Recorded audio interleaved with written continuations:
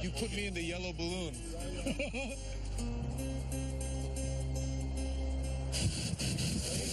hot.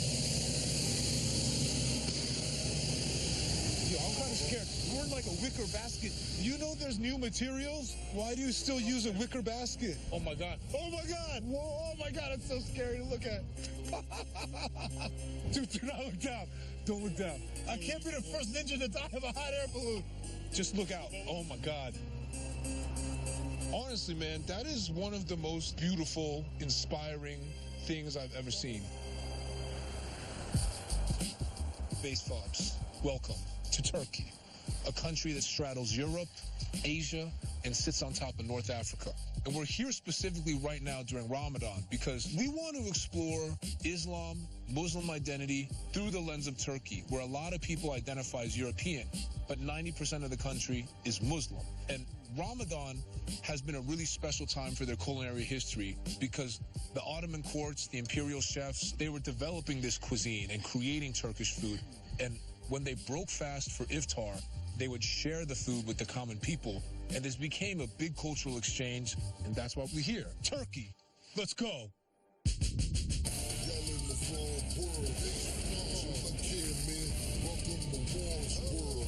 World traveler, the food, good and delicious. Shanghai, Moscow, check out the pictures. LA, New York, MIA, London, the schedule's vicious. Welcome to War's World.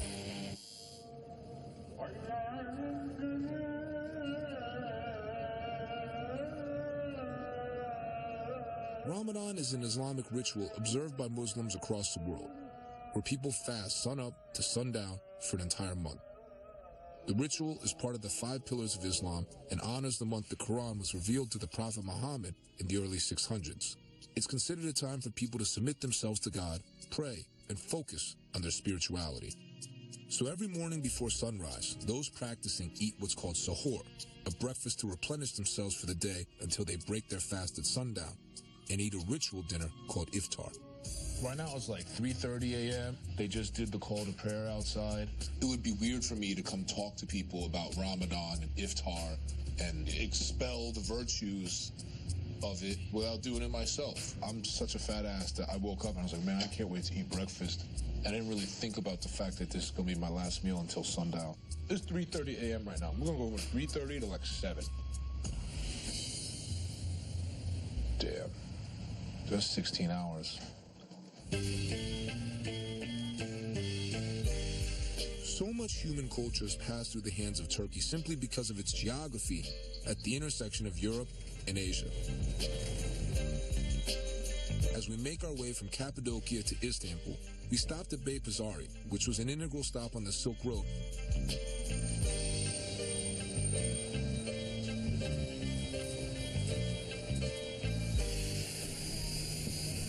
Wow, it's crazy. When you're hungry, you just start imagining how things taste. And you're like, oh, I can feel it's already in me. Beypazarı. Extremely hungry.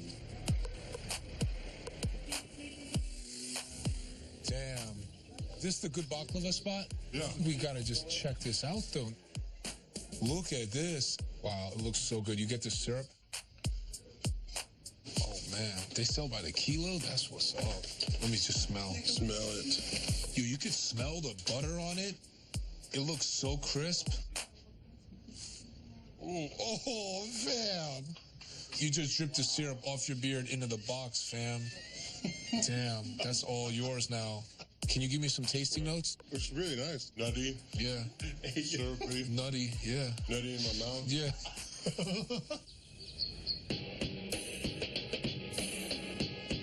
Let's do a man boob check. How we looking, fellas? Hopefully they're getting smaller. Oh. Shit, we gotta go. I don't think I was supposed to show my tits in public.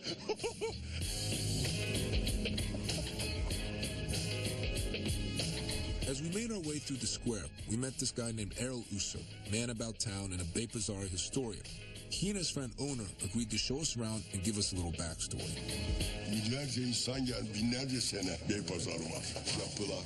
I think I take it for granted walking through here, not realizing it's been here for thousands of years. Şurada dur. Yeah. Oh, this is for me? Hayvanların tuz. For me? Oh, salt. This is Yes, salt. salt for animals. Yes. Oh, Geyikler susadığı zaman yalarlar. oh. I understand. I've seen this. I've seen this. Is there nobody here because it's Ramadan? Tamam. Akşam iftar servisi alıyoruz. Akşam iftar servisine Şimdi ben hayatımda 50 sene oruç tuttum. Geçen seneye kadar. Doktor dedi tutma. Ama ilaç almasaydım devam eder.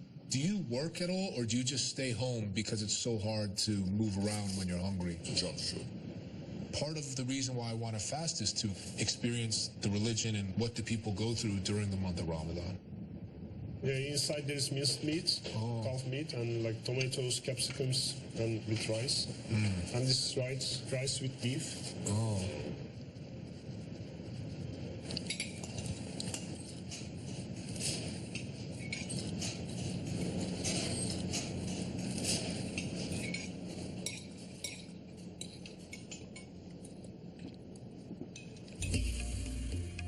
I've been fasting for like 12 hours. I'm so hungry. I'm not built for this. I'm only built for eating food. Errol led us to the Demir family on the outskirts of Beit Bazari for my first iftar. We'll all break my fast if the Prophet Muhammad would kindly overlook the 13 Doritos chips I ate in the back of the van. Oh, there's just a cow here.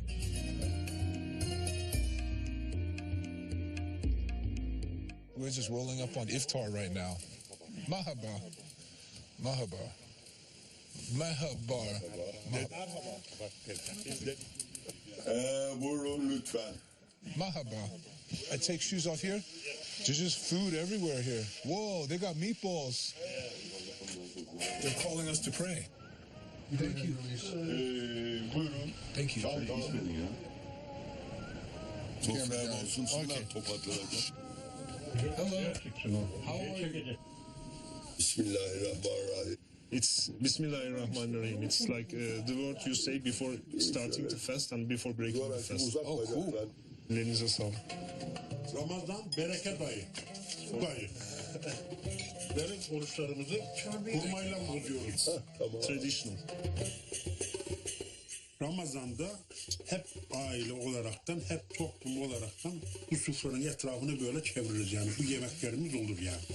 Bunlar öğlen başlarlar, ev yengeleri, ev hanımları. Bunları yemek derler, böyle öğlen yani başlarlar. Akşama kadar işte bunları bizlere hazırlarlar yani. Eskiden beri böyleydi. Osmanlı'dan bu tarafa gelen göreneklerimiz aynı devam ediyor köylerimizde yani. Selçuklardan beri, Osmanlı'dan beri. Smells like grape leaves in it. Güzel. Thank you. This is really good. What is all in the soup? What is biber, soğan? It's a very viscous, luscious tomato soup because it's got tomatoes, tomato paste, and some dough in there. And the spices really remind me of like eating grape leaves. So it's almost like a tomato grape leaf soup. It's interesting. Dolma. This is called dolma. Grape leaves. Inside there's rice. Oh. That's so good. Yeah. Usually in America, they're much thicker. Yeah. What's this? Hamburger. Oh. Watch this. Animal style hamburger. When you started fasting as a kid, did you ever cheat during one of the fasts? Yani olmadı. Cenab-ı Allah sabrını veriyor yani. Oh, never. Yeah. Coming to see iftar, you start to see similarities through everything. All around the world, whether it's Thanksgiving, Passover, Chinese New Year, iftar, it's about food, family, and then passing down the values and way of life from generation to generation to generation. It's pretty powerful.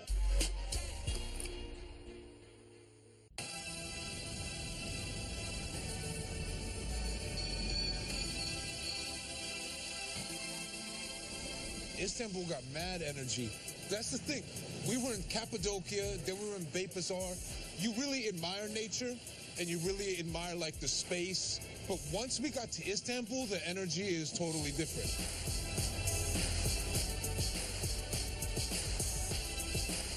I love cities, man. I love cities. After seeing the more rural parts of Turkey, we're heading to not just the center of Turkey, but perhaps the world. Istanbul is interesting to me because in the past, it's been a predominantly Muslim country with a secular government and, dare I say, European-inflected way of life. But things have been changing in the last decade.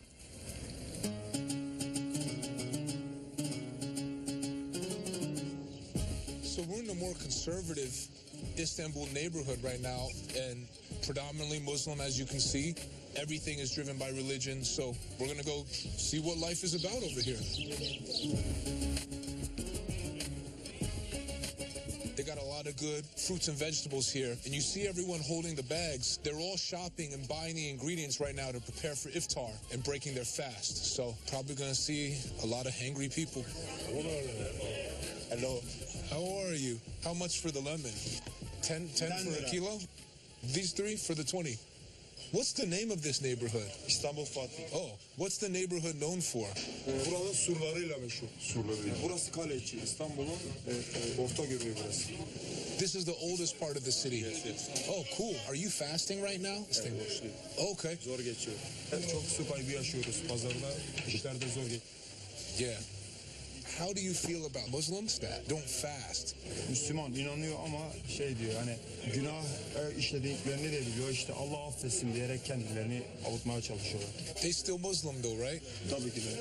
I fasted one day and I lasted all the way from 3 a.m. to 3:30 p.m. But then I ate like 13 Doritos chips. O yüzden şişmişsin. It's true. It's true. Biz Türkler sağlıklı. Yeah, you have more discipline. All of the religions make sense to me because they all kind of preach similar principles and values that I agree with. The religions seem to agree about things like the golden rule. Do unto others as you would like them to do unto you. Açısından her şeyimiz ortak. Thank you. Thank you. Rica etsem bir de bir fotoğraf çekiyorum. Yes. Çok güzel. Süper. Facebook'a hava atacağız.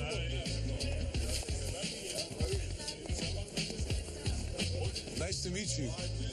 What's your name? Hasan. Hassan. I'm Eddie. Do you live in this neighborhood? Fatih. Oh, Fatih. Cool. You like this neighborhood? Okay. İstanbul güzel. Yeah.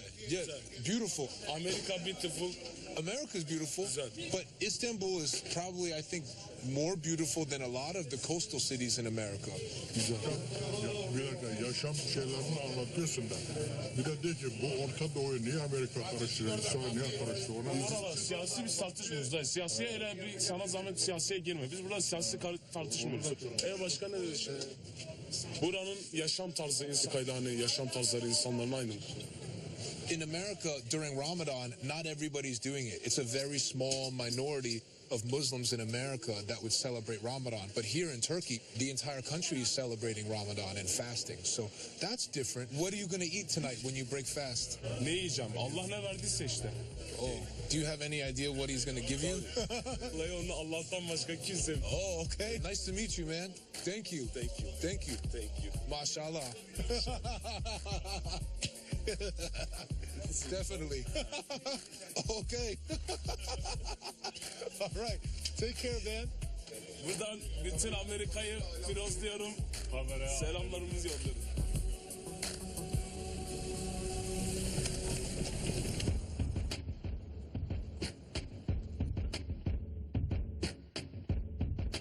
Here we go. International television. We are here to see Adnan Oktar, which is basically if Rush Limbaugh hosted the Man Show in his mother's house, like Wayne's World, you would have Adnan Oktar's incredible show. He's like liberal in some ways, conservative in others, so we're going to come find out how he interprets Islam. Nice talks with Adnan Oktar. So that's what we're going to go do right now. Have a nice talk. All right, let's go. Is this like the Beverly Hills of Turkey? This is really nice. They're playing with cats too. Look, there's a cat over there. Adnan Oktar, even his farm is very open-minded.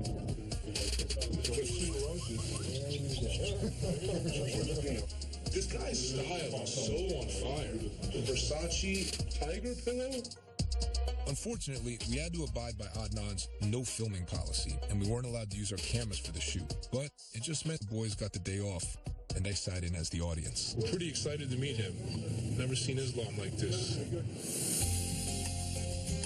İyi günler değerli izleyicilerimiz. Adnan Oktar'la sohbetler başlıyor. Oktar devam edecekti. Tabii. Kısaca tanıtayım, programın sunucusu Huang.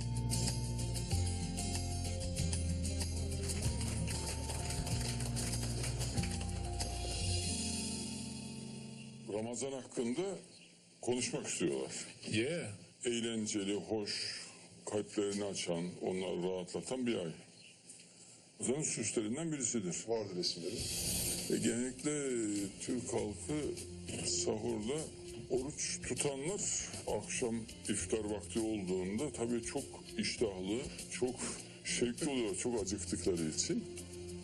Ilık su, biraz su içerek başlanır. Yalnız bunlar tabii bir... Are you currently fasting for Ramadan? Yes. Oh, so you're hungry. Yes. If there's one thing he wants to tell Americans about Islam, what would it be? Tabii bütün Amerika'nın gerçek İslam'ı, Kur'an İslam'ını tanıması durumunda coşkuyla İslam'a gireceklerine inanıyorum. Çünkü müzik de var. Yeah, you know, the culture of Islam is beautiful just like any other culture that I've come into contact with. And I feel like in America, the way it's presented, it's a very skewed view. And we never get to like appreciate it and understand it culturally. It's always spoken about in a dogmatic way. İslam tabii çok yanlış tanıtılıyor. Yani Kur'an'a dayalı İslam'da terör ve anarşi yok, zorlama yok, baskı yok. Her şeyi zorlaştırmışlar. Her şeyi şiddet, baskı gibi göstermişler. Mesela IŞİD'in, Taliban'ın gösterdiği İslam modeli Kur'an'a uygun olan bir model değil. Gelenekçi Ortodoks Müslümanların yaptığı model de İslam'a uygun değil. Yani bir yanlış anlaşılma var. Her gün müzik oluyor, her gün dans oluyor, her gün eğlence oluyor. Tabii öyle olması lazım Müslüman için. Her gün Allah'a yakınlaşma, her gün Allah sevinci olması gerekiyor. Harika. Maşallah. Çok güzel. Çok güzel bir Amerikalı neşesi görüyorum size dersin. Bu çok yakışıyor. Evet, Amerikan halkının böyle çok kilolu ve deforme oldular dersin. Ama bir de daha fizik olarak da daha düzgündü Amerikalılar. Sonradan kardeşlerim mesela ben sporla elde ettiğini düşünüyordum vücudunu ama renk seçimleri güzel onun. Yani kıyafet seçimleri, renk seçimleri, makyaj kalitesi çok güzel olur. O yüzden çok takdir ediyorum. Hakikaten çok güzeller. Kardeşlerin tamamı güzeller. Yeah. Sürekli aklımda. In my mind all the time. Yeah, me too. Me too. Yes. How?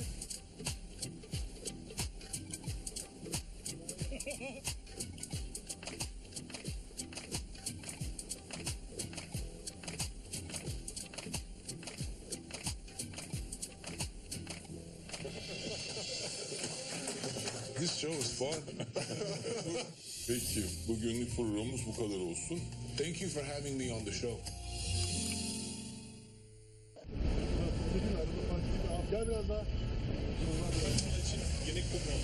Yo, so this is an intestine sandwich. Look at this. They take the lamb fat, put it on the shish, then wrap it around with intestines, and then season it with dried red pepper, cumin, and salt. And then they throw it on the flat top. Some chopped tomatoes. So we're going to get some of that long green pepper in there, that gochujang pepper. One. Teşekkürler. Afiyet olsun. Thank you. Yeah. Oh, wow. It's like a lamb intestine, Philly cheesesteak. It's like Omarosa bread. This is incredible. Oh, wow. Mussel with rice? Thank you. Oh, if you come to Turkey, they sell shellfish on the street everywhere. Okay. Oh. Service is incredible. Mom. Hand-fed stuffed mussels? It doesn't get any better than this.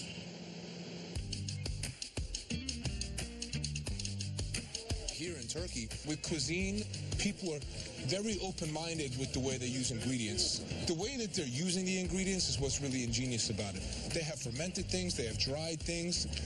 They have crumbled things. They just really use the whole toolbox out here. Turkey is now what used to be Anatolia, with the European part of Istanbul tacked on. Throughout its history, Anatolian cuisine has always been a diverse and varied food, drawing from the Mediterranean, Middle East, and Central Asia. We're going to meet Chef Musa Dagdeviren, who specializes in preserving this cuisine and way of life. Thanks for having us today, Chef Musa. Definitely. And your name? I'm Nazlı. Nazlı? Awesome. In Turkish food, I see it doesn't discriminate. Things can be eaten for breakfast as well as lunch, dinner, dessert, savory, and there's a lot of cross-utilization. Yani mesela incirden bir peynir türü yaparız, teleme yapar, yumurtalı kızartma yaparız, dolma yaparız. Aslında bu teknik Anadolu'da var. Zaten bu tekniğe sahip olsalar, bu bilgiye sahip oldukları anda bunu modern hayata dönüştürülerekten bir... Oh, okay. How do you know Chef Musa? We are friends for a long time. I'm a food historian and food writer, so we found each other, let's say. Yeah. Well, so from your perspective, what is Chef Musa's role in the kind of Turkish culinary scene? He's a really great preservationist. He knows the ingredients very well. Turkey is a very big country, and different kinds of nations all through the history lived in this great geography. So the ingredients are made use of a very diversified ways in our cuisine. So Musa uses their role and uses them in the real traditional way.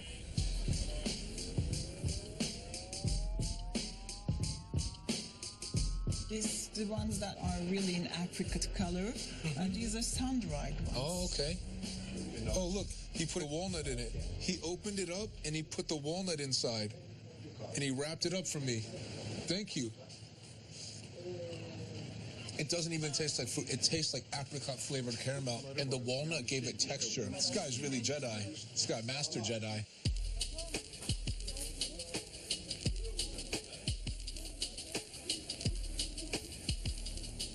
So this is Chef Musa's big restaurant, Chia, and they have the hot bar.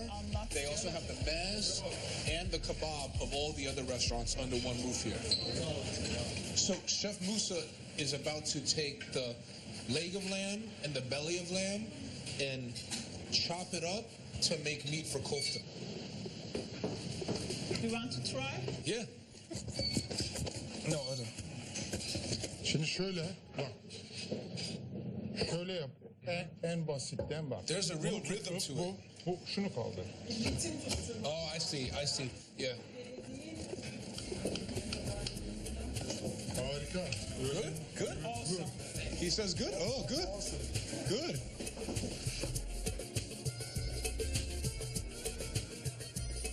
Oh. And shape it. Yeah. You want to taste? Yeah. Thanks.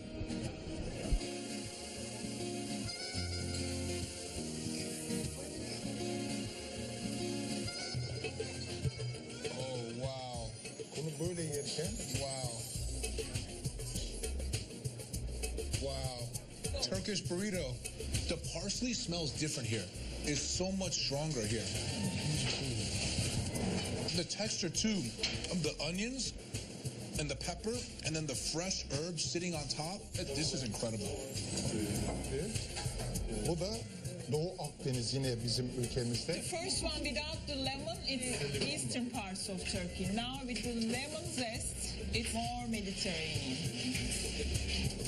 This is the definition of finessed. Chef Musa has laid out a spread, and we're basically in an Anatolian food exhibit. Kabak böreği, vişneli köfte, kurutulmuş patlıcan biber dolması. These are all ancient traditional recipes that Chef Musa is preserving. It's really beautiful to see somebody so connected to the culture, so devoted, and passing it on. And hopefully there's some young Turks waiting to receive this knowledge and keep it going. Burası bir anlamda hani lokanta hani zaten hani öyle ya da böyle geliyorlar. Yani bizim mesela müşteri profilinin aslında bizden önceki kuşakların bize bıraktığı evet. Yeah, when you open a restaurant, you have a bit of a responsibility to preserve and redistribute culture among your society.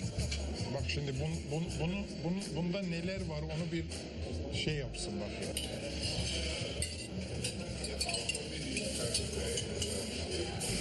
It's something that Americans are very fond of, but not as a food, to give you a clue. It's marijuana seeds. Hemp seeds, yes. Hemp seeds. I could taste it. That's master. Young Jedi. That was awesome.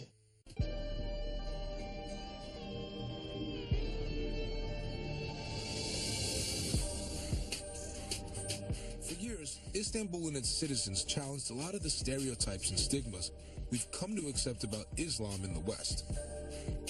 But currently, President Erdogan's regime has been pushing Islamic fundamentalism that may alter Turkey's multicultural and densely layered identity forever.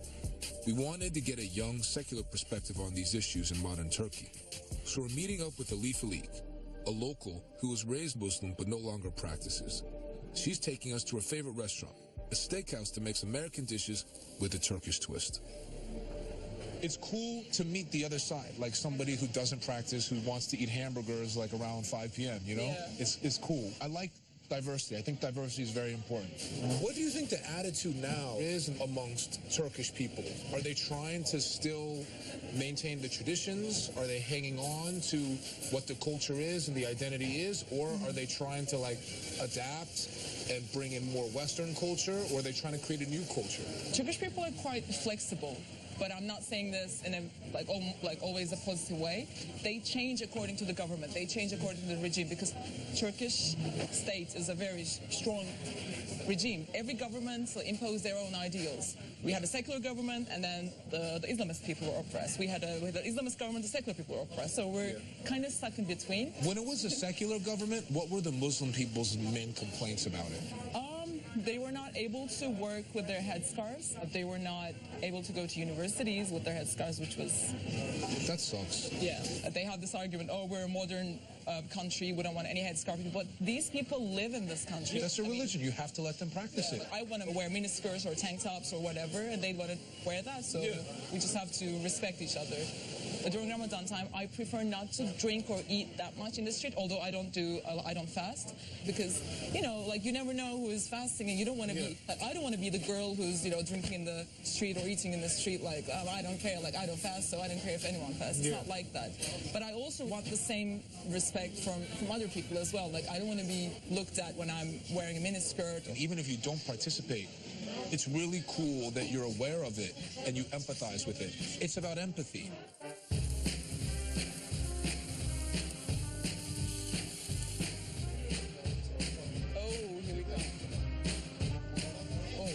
Thank you. What's this called? Halloumi. Halloumi cheese. Oh, halloumi. Yeah. Beef and halloumi. Nice. Yeah. I've had the traditional one for breakfast. It's really good. Right. It's like a cured beef pepperoni. Yeah. Usually they have these long pepperonis, and they'll cube them up and chop them up, and you eat them for breakfast. You put them in omelets. They stir fry it. This one is like a large version of it, like a patty. So they've kind of taken their sujoud, which is their pepperoni, and they've made it with halloumi cheese into like a burger shape. So now it's an open-faced pepperoni burger. Oh, this is, yes, this, I'm familiar with this. I'm familiar. I wake up with this every day. That's good. I'm glad you ordered this. This is amazing. Turkish culture takes many forms. And while it may not look Turkish, once you put it in your mouth, it's undoubtedly Turkish. Like me. Did I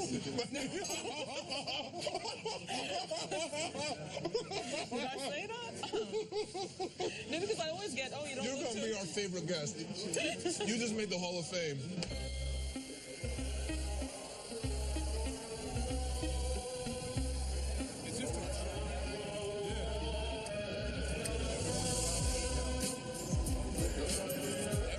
Every day at around 3:30 in the morning, and then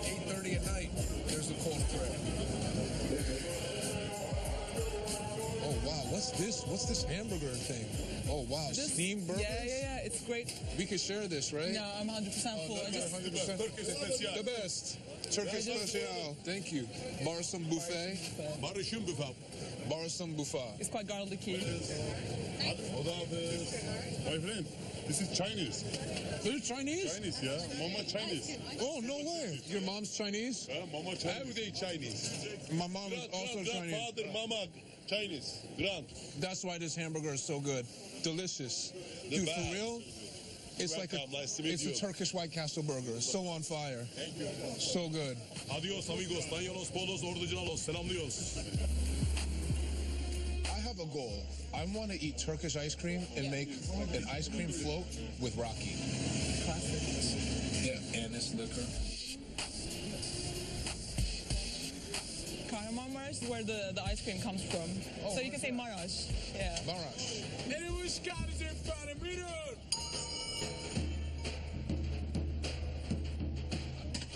I'm too quick for him.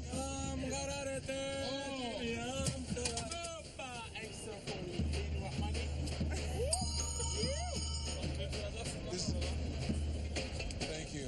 Thank you. Thank you. Thank you. This ice cream is some of my favorite. It's creamy, it uses honey, and it's like long, it's stretchy. We don't want to offend these kids around here. Rocky time. Excellent. Perfect. Oh yeah. I just made an ice cream Rocky float. Oh, that was very good. Thank you, Istanbul. We have created something. See you next time. Yeah, twice. Always twice. Oh, twice?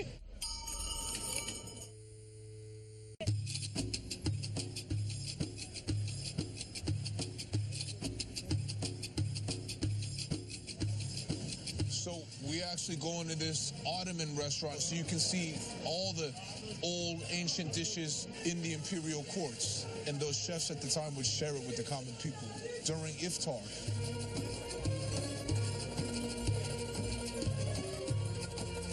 What do you think is out of the special Ottoman Turkish dishes I should try? Beğendili kebap. Okay, I'll try that. Osmanlı food, mashed egg blend with together beef goulash. Okay, let's do that. And the compote. This is good. We'll get a little taste of everything. Perfect.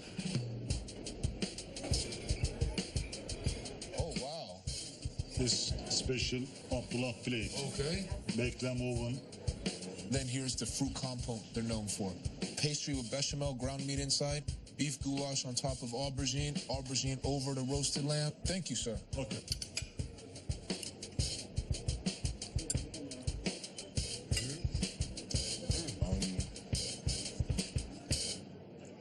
Definitely lamby. Goulash and cracked wheat. I'm actually really feeling the dish. It's like a nice goulash with the pepper oil on top of wheat risotto. I like this dish a lot. The Ottoman Empire has a lot of influences here.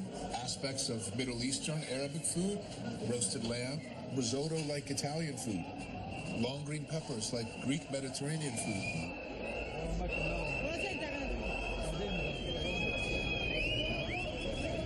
We have a gay pride march going on outside.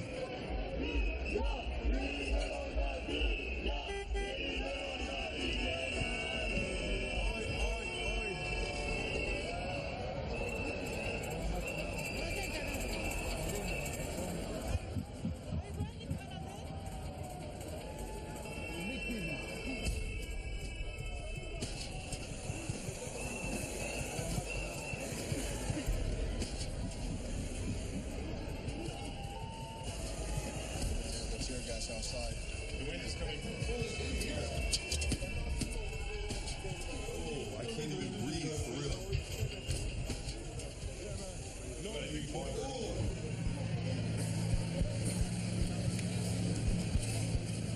We thought we were good inside, but all the gas leaked into the restaurant. And it just kept getting worse. So we had to get out, just run out into the street. over a gay pride parade to shut the center of the city down like this and tear gas everybody is pretty extreme. And from our perspective, it kind of is a big deal. Like, if you're going to tear gas people because of a gay pride parade and not allow them to express themselves, that is a big deal.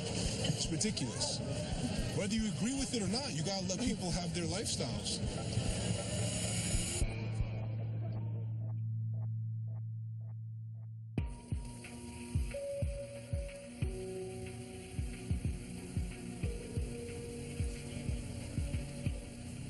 We're going to meet Engin, who's a citizen journalist. He was given this title, citizen journalist, because him and his group of friends in college a little over 2 years ago started to use social media to keep people in Istanbul up to date on politics, and whether it was the demonstrations in Taksim Square or the preservation of gastronomic culture in Turkey. He's been very, very active.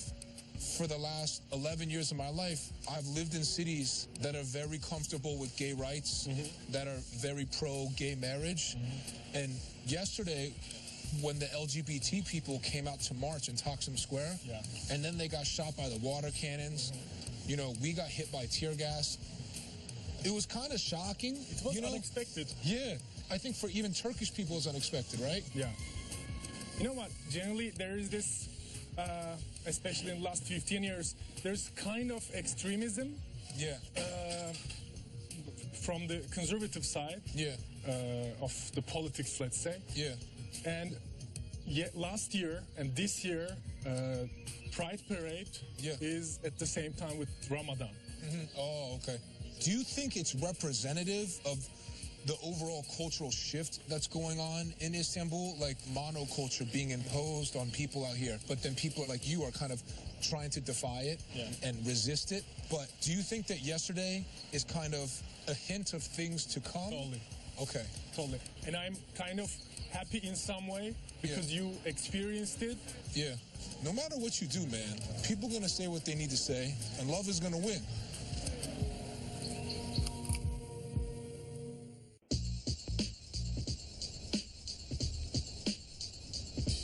Turkey's Greek community has been thriving since they migrated here in the 1920s, but Greek Orthodox Christians have been pushed out of the country as Turkey focuses on becoming an Islamic monoculture.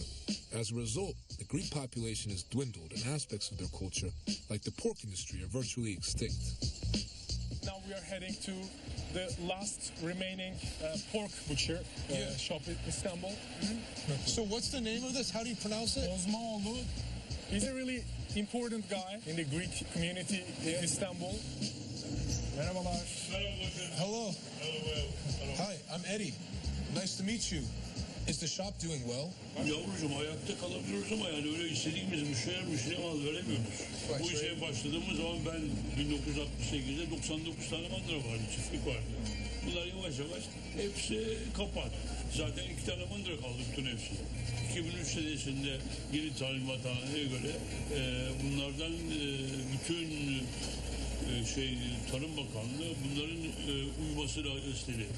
So they used legislation in a way to hurt the pork industry. Exactly. And so is it also that a lot of Greek people have moved away? It's a kind of state policy starting from the foundation of the new republic. Like, how did that happen? We then learned that state organized a kind of riot.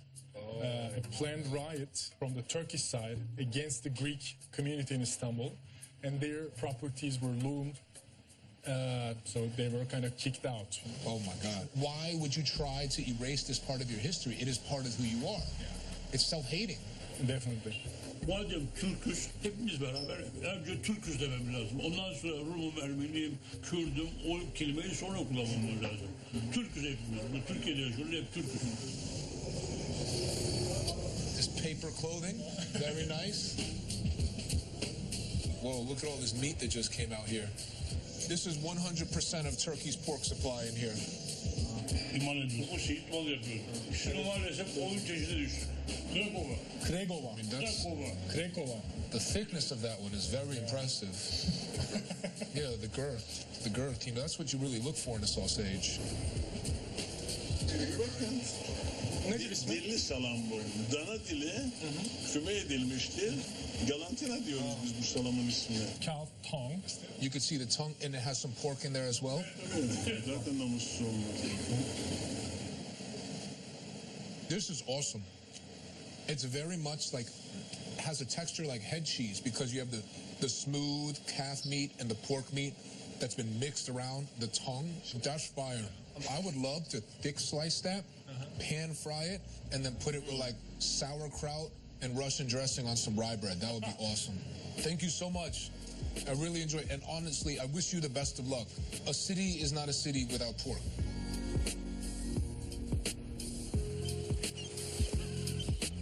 After learning about the oppressive history of the Turkish government, Engin wanted to take us to a public iftar to show us the more compassionate side of Islam, where the community feeds hundreds of people during iftar, right here on the Bosphorus.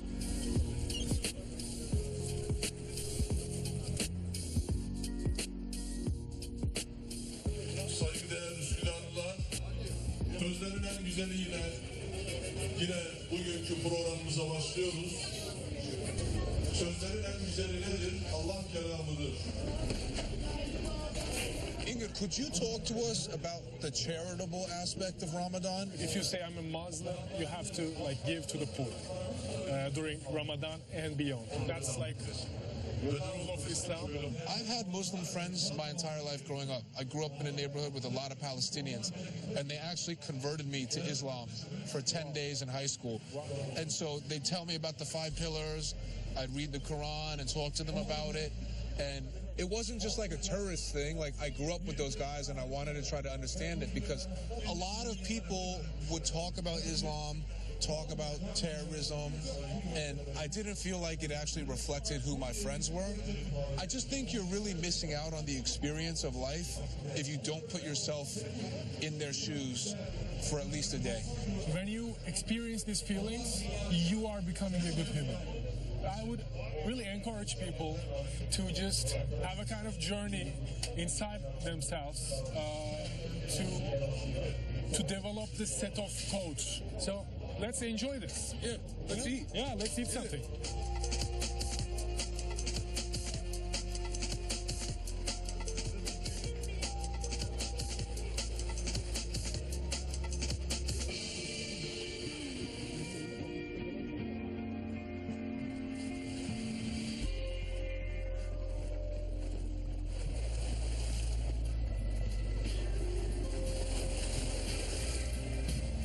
We've seen Turkey from many angles.